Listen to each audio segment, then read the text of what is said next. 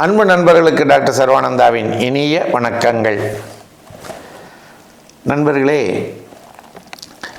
மலைவாழ் பெண்களினுடைய நோய்கள்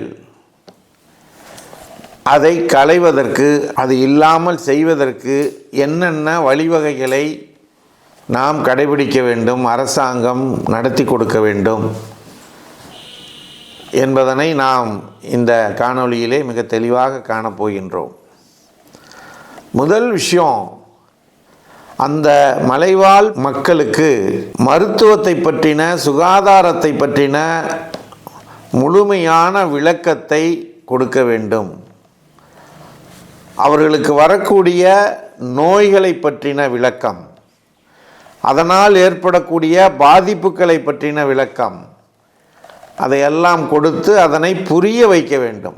இப்படியெல்லாம் உங்களுக்கு இது வருவதற்கான வாய்ப்புகள் இருக்கிறது.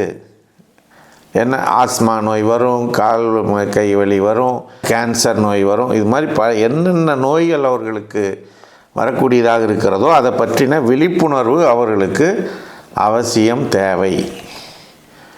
சரி, விழிப்புணர்வு கொடுத்தாச்சு. அப்போ இன்னும் அடுத்து என்ன பண்ணணும்? அந்த பெண்கள் மத்தியிலேயே அவர்களுக்கு பயிற்சிகளை கொடுத்து அவர்களையே சுகாதார பணியாளர்களாக மாற்ற வேண்டும். புரியுதுங்களா? அப்போ அவங்க அங்கேயே வாழ்வாங்க, அங்கேயே இருப்பாங்க. அதனால் என்ன நடக்கும்? இன்றைக்கு ஒரு மிகப்பெரிய பலன் உடனடியாக அவங்களுக்கு கிடைப்பதற்கு வாய்ப்புகள் இருக்குது. சரி, அந்த உடனடியாக பலன் கிடைக்க வேண்டும் என்று சொன்னால் மலைப்பகுதிகளிலே ஆங்காங்கே சுகாதார மையங்களை அரசாங்கம் நிறுவ வேண்டும்.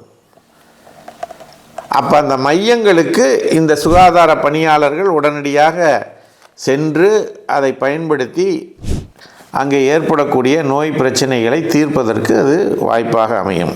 அடுத்து, அந்த பகுதியிலே இருந்து ஒரு நல்ல மருத்துவமனைக்கு செல்வதற்குரிய வாகன வசதிகள் உடனடியாக செய்து தர வேண்டும். டிரான்ஸ்போர்ட்டேஷன் ரொம்ப ரொம்ப முக்கியம். அடுத்து, அந்த ஹெல்த் எஜுகேஷன் நம்ம கொடுத்துட்றோம். அப்போ ஹெல்த் எஜுகேஷன் வேணும்னா நல்ல உணவுகள், நல்ல இதெல்லாம் சாப்பிடணும். அப்படி நல்லா சாப்பிடணும் அப்படின்னா அவங்க பொருளாதாரத்தில் முன்னேற்றம் அடையணும். அப்போ பொருளாதார முன்னேற்றத்துக்கான வசதி வாய்ப்புகளையும் அவர்களுக்கு உருவாக்கி தர வேண்டும். அப்பொழுது தான் ஒரு நல்ல இது இருக்கும். அதே போல் நல்ல பள்ளிகள், அந்த இப்போ மலைவாழ் மக்களுக்கு நிறைய வசதிகளை அரசாங்கங்கள் செய்து கொண்டிருந்தாலும் அது பத்தாது. மேலும் நல்ல வசதிகளை அங்கே கொடுக்க வேண்டும் என்பது தான் நம்மளுடைய கோரிக்கை. அப்போ என்ன பண்ணணும்? அங்கே இருக்கக்கூடிய குழந்தைகள் படிப்பதற்கு நல்ல பள்ளிகள், ஹையர் எஜுகேஷன்ஸ் கொடுக்கணும். அது இல்லாமல் இப்போ கரண்ட்டில் இருக்கக்கூடிய லேட்டஸ்ட்டு டெக்னாலஜிக்கல் உரிய விஷயங்கள் அங்கே இருக்க வேண்டும். தரைப்பகுதியிலே, சமதளத்திலே வாழக்கூடிய மக்களுக்கு என்னென்ன வசதிகள் எல்லாம் கிடைக்கின்றதோ அதே போன்ற வசதிகள் அங்கே இருக்கக்கூடிய மக்களுக்கும் கிடைக்க செய்ய வேண்டும். தாய்மையை போற்றுவோம். பெண்கள் அனைவருக்கும் வணக்கம். மாதவிலக்கு காலங்களில் ஏற்படும் வயிற்று வலியை ஒரே ஒரு முறை வர்ம சிகிச்சை செய்து நாம் சரி செய்து கொள்ள முடியும். இந்த வர்ம சிகிச்சையானது நாமக்கல் மாவட்டம் கலெக்டர் அலுவலகம் அருகில் இருக்கக்கூடிய சர்வம் ஹெல்த் கேரில் ஒவ்வொரு சனிக்கிழமையும் காலை 10 மணி முதல் 2 மணி வரை இலவசமாக அந்த சிகிச்சை அளிக்கப்படுகிறது. இதனை பயன்படுத்தி நீங்கள் அனைவரும் அந்த வயிற்று வலி பிரச்சனையிலிருந்து விடுபட இறைவனை பிரார்த்தித்து நிறைவு செய்கின்றோம். அனைவரும் வாருங்கள், நல்வழி பெறுங்கள். இது அவங்களுடைய வாழ்வு ஆதாரத்தை, வாழும் முறையினை மாற்றுவதற்கு ஒரு நல்ல வாய்ப்பாக அமையும். அதே போல் அவங்களுக்கு வேலை வாய்ப்புகளை உருவாக்கி தரணும்.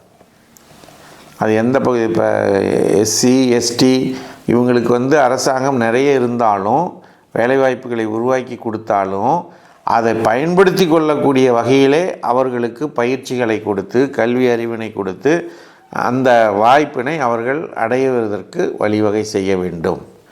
பல மூட நம்பிக்கைகளை போக்குவதற்குரிய கருத்தரங்கங்கள், பிரச்சாரங்கள், அவங்களுக்கு காணொளி காட்சிகள் அவர்களுக்கு காட்டப்பட வேண்டும்.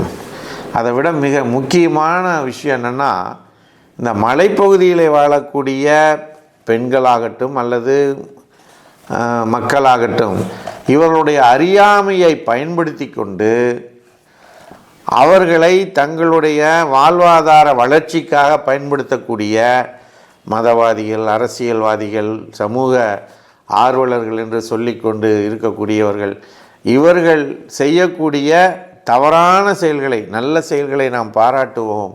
அதே போல் இவர்கள் தவறான வழியிலே கைட் பண்ணால் அதை அரசாங்கம் கண்காணித்து அவர்கள் செய்வது தவறு என்பதனை அந்த மக்கள் முன்னாலேயே காண்பித்து கொடுக்கின்ற பொழுது இவர்கள் இதுபோல் தவறான ஒரு பாதையிலே செல்ல மாட்டார்கள். அவர்கள் இது மாதிரி செய்யறதுக்கும் துணிவு வராது, அதே போல் அங்கே இருப்பதற்கும் வராது. அதனால் இந்த மலைப்பகுதியிலே வாழக்கூடிய பெண்களாகட்டும் மக்களாகட்டும் இவர்களெல்லாம் நல்ல கல்வியறிவும் நல்ல சமூக சிந்தனைகளையும் உடையவர்களாக மாற்ற வேண்டிய பொறுப்பு, கடமையும் நமக்கு இருக்கிறது. இந்த வகையிலே இன்றைக்கு மலைவாழ் பகுதியிலே பிறந்து வளர்ந்து படித்து ஒரு ஆசிரியராக பணிபுரிந்து சட்டமன்ற உறுப்பினராக இருந்து இன்றைக்கு நம்முடைய முதல் குடிமகளாக இருக்கக்கூடிய நம்முடைய குடியரசுத் தலைவர் ஜனாதிபதி அவர்கள் திரௌபதி முர்மு அவர்கள் ஒரு உதாரணமாக இருக்கின்றார்கள். அவர்களுடைய இந்த காலத்திலே இந்த மலைவாழ் மக்களுக்கு மேலும் பல சிறப்பான தேவையான அனைத்து வசதிகளையும் அரசாங்கம் செய்து கொடுக்க வேண்டும். அவர்களுடைய உடல் ஆரோக்கியத்திலும் மன ஆரோக்கியத்திலும் பொருளாதார வளத்திலும் அவருடைய வாழ்க்கையினுடைய சந்தோஷத்திலும் இந்த மாநில மத்திய அரசாங்கங்கள் கவனம் செலுத்த வேண்டும் என்பதனை இந்த காணொளி வாயிலாக வலியுறுத்தி விடைபெறுகின்றோம். நன்றி, வணக்கம். சர்வம் யூடியூப் சேனல் நேயர்களுக்கும் சப்ஸ்கிரைபர்களுக்கும் ஓர் இனிப்பான செய்தி.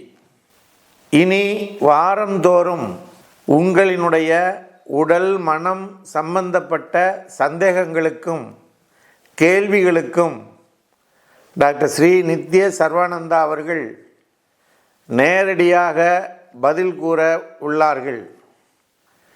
ஆகவே உங்களுடைய சந்தேகங்களையும் கேள்விகளையும் கீழே கமெண்டிலே பதிவிடவும், உங்களுடைய பெயரும் முகவரியும் குறிப்பிடவும்.